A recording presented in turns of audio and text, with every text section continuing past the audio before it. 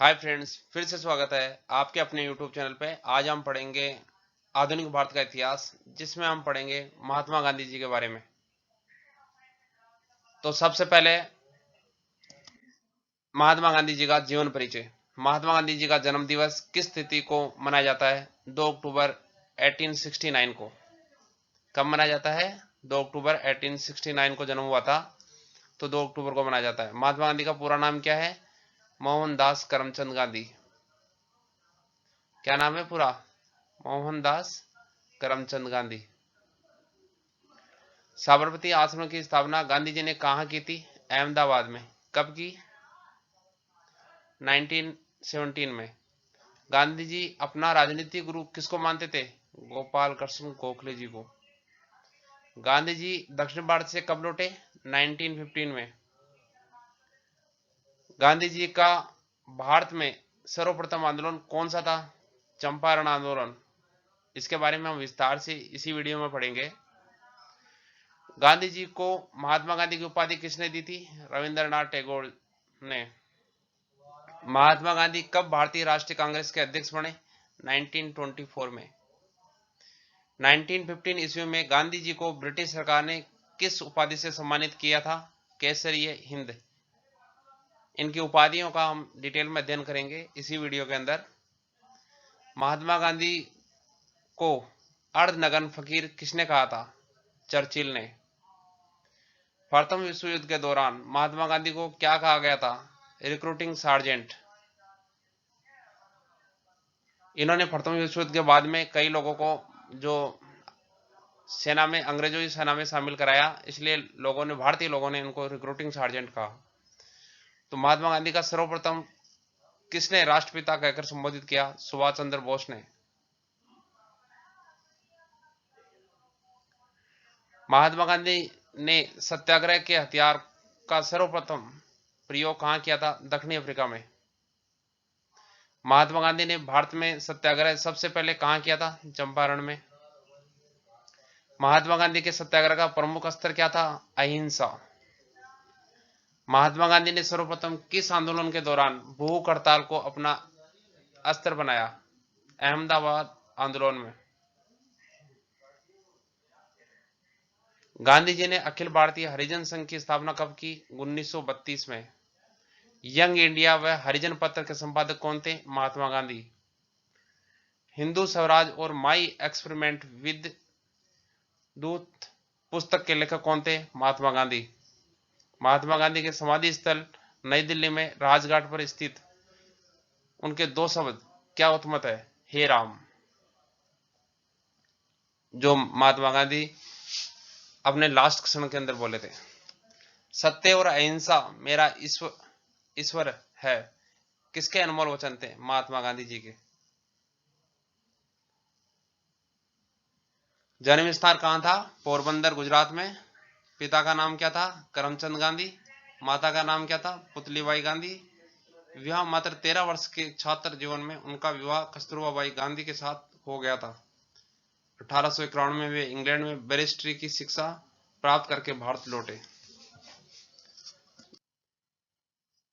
अब पढ़ेंगे हम इसमें महात्मा गांधी की प्रमुख उपाधियां। पहला है केसरिय हिंद, ये प्रथम विश्व युद्ध के दौरान नाम दिया गया था। दूसरा नाम बढ़ती करने वाला एजेंट, ये प्रथम विश्व युद्ध के समय भारतीय लोगों ने दिया था, क्योंकि कई लोगों को इन्होंने अंग्रेजी सेना के अंदर शामिल कराया था। भंगी शिरोमणि दक्षिण अफ्रीका के प्रवास के दौरान नाम दिया गया था। कूली बैरिस्टर दक्षिणी अफ्रीका के अंग्रेज मजिस्ट्रेट ने दिया था। करमवीर दक्षिणी अफ्रीका के सहयोगियों ने दिया था। सेवाग्राम का संत आश्रम के अतिथियों द्वारा दिया गया था। आधुनिक युग के अज्ञातशत्रु डॉक्टर राजेंद्र प्रसाद साहब ने दिया था। मलंग बाबा कवालियों द्वारा दिया गया था। बापू CF एंड्रूज व जवाहरलाल नेहरू द्वारा दिया गया था। देशद्रोही फकीर विंस्टन चर्चिल ने दिया था नाम। भिखारियों का राजा पंडित मदन मोहन मालवीय दिया था। राष्ट्रपिता सबसे पहले सुभाष चंद्र साहब ने बोला था। अर्धनग्न फकीर विंस्टन चर्चिल ने बोला था।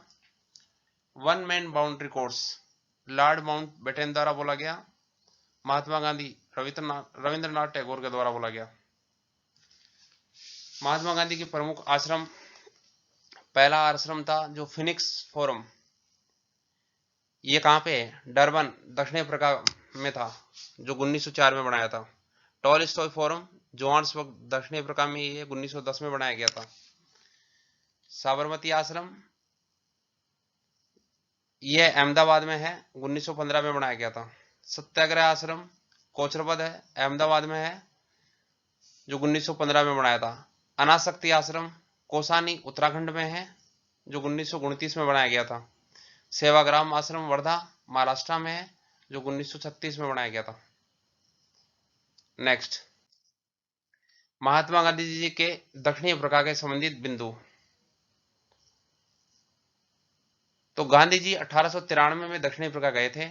तो गांधी जी दक्षिणी अफ्रीका के एक उनके साथ इंसिडेंट हुआ था, जो रेलवे स्टेशन के ऊपर डरबन स्टेशन से प्रिटोरिया स्टेशन तक वो एक ट्रेन में यात्रा कर रहे थे। उस ट्रेन की प्रथम श्रेणी की यात्रा के दौरान गांधी जी को रंगभेद के चलते बीच यात्रा में पीटर मारित्सबर्ग स्टेशन में ट्रेन से नीचे उतार दिया गया था। एक और इंसिडेंट इनके साथ हुआ था, जो ब्रिटिश अधिकारियों द्वारा गांधी जी को ट्रेन से नीचे उतार दिए जाने की घटना को रेल कांड के नाम से संबोधित किया जाता है। और गांधी जी के द्वारा दक्षिण अफ्रीका में किए गए जो कार्य थे वो इस प्रकार थे। 1894 में उन्होंने किए नटाल इंडियन कांग्रेस की नामक की स्थापना की। 1903 के अंदर द इंडियन ओपिनियन नामक एक अखबार को प्रकाशित किया।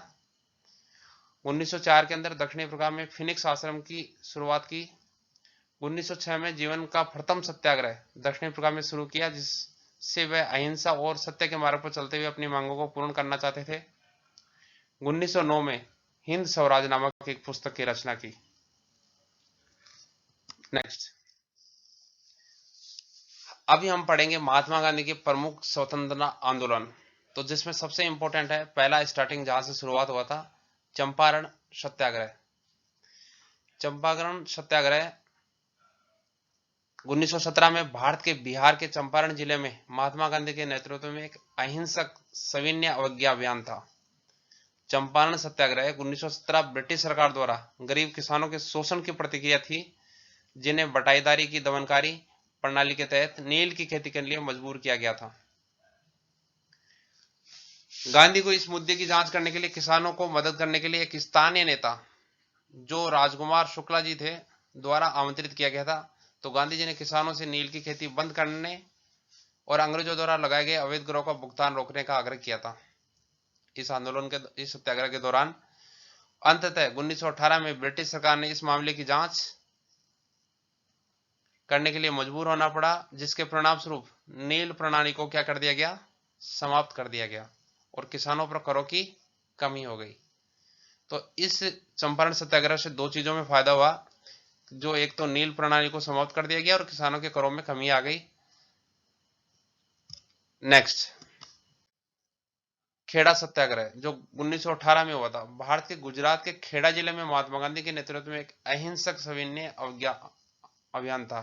खेड़ा सत्याग्रह 1918 में खेड़ा के गरीब किसानों पर कर लगाने के ब्रिटिश सरकार के फैसले की प्रतिक्रिया थी, जो पहले से फसल की विफलता और अकाल से पीड़ित थे।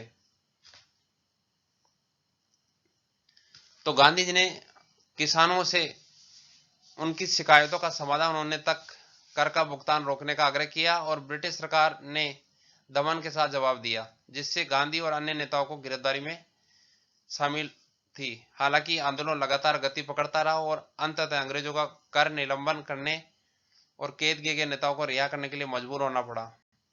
तो ब्रिटिश औपनिवेश शासन में से स्वतंत्रता के लिए भारत संघर्ष में खेड़ा आंदोलन एक महत्वपूर्ण मील का पत्थर साबित हुआ। नेक्स्ट,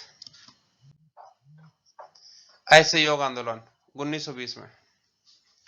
महात्मा गांधी ने 1920 में एक असहयोग आंदोलन शुरू किया।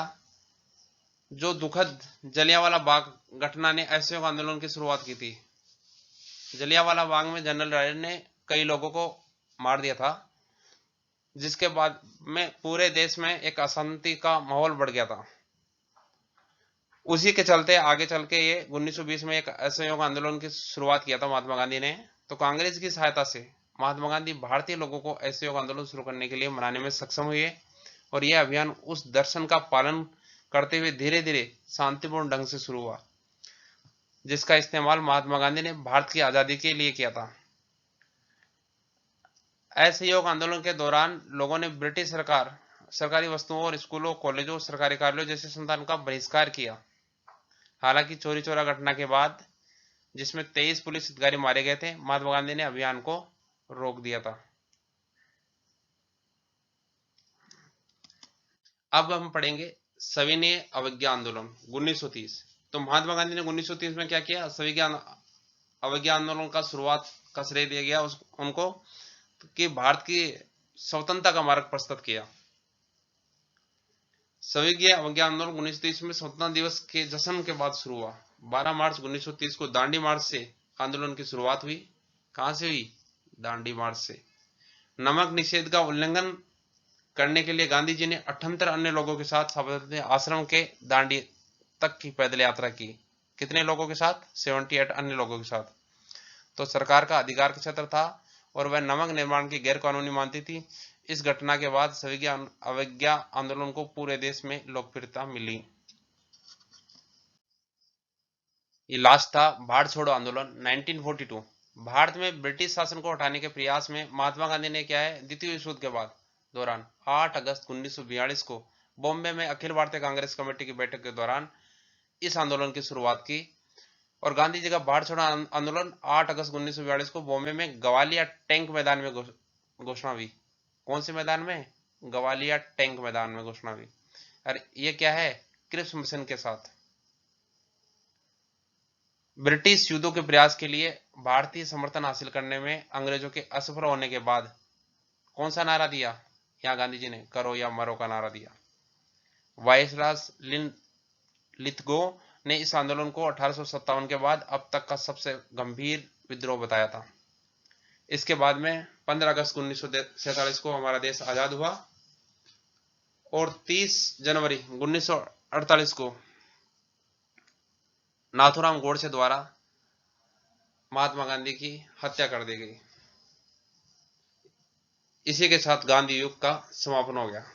थैंक यू दोस्तों वीडियो को पूरा देखने के लिए।